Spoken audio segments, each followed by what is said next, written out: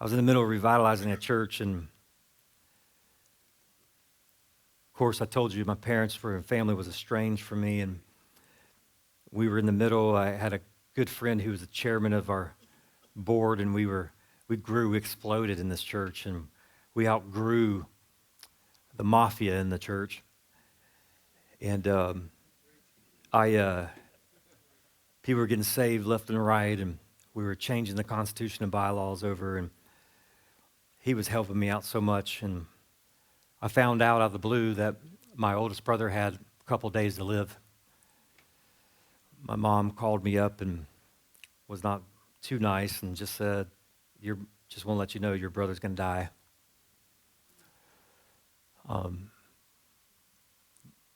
Then all of a sudden, the friend who was the chairman of our board had a freak accident, blood clot. 24 hours later, he was about to die. So he's in the hospital about to die. I woke up one morning, get a text from my dad out of the blue, doesn't talk to me. He just says, your brother's dead.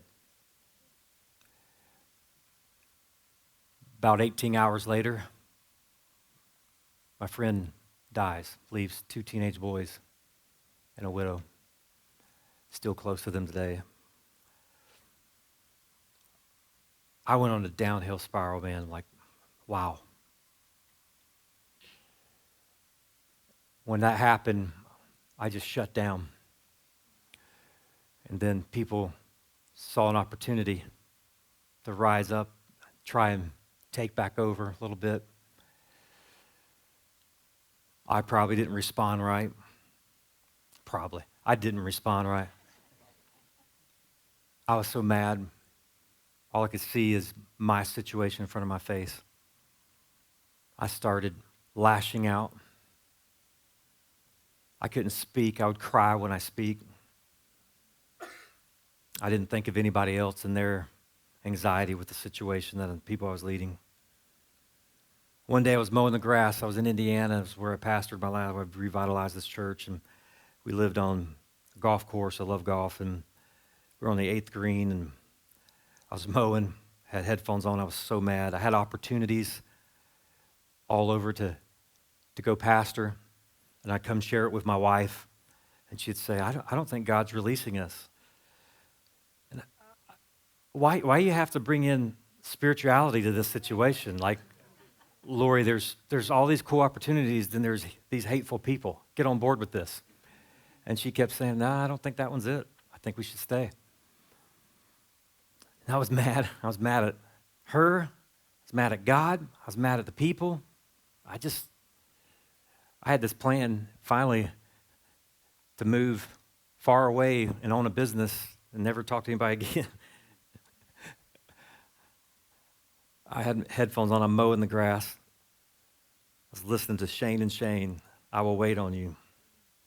I fell to my knees and I yelled out, fine, I'll stay.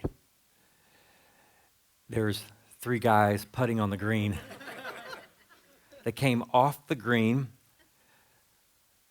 I look up. There's 3 guys with putters going, you okay? I'm like, I'm fine. Please don't call anybody. I walked in the house and I went upstairs, and I was up there for a long time, and I felt one of the closest moments to God I have felt.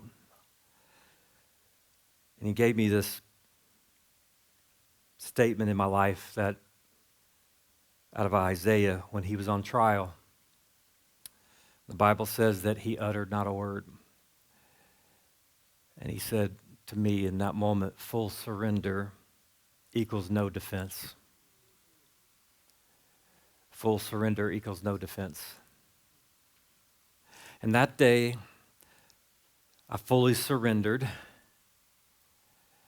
and I let him be my defender, and I recentered my life into intimacy once again, and I just followed him in intimacy and let him defend my honor.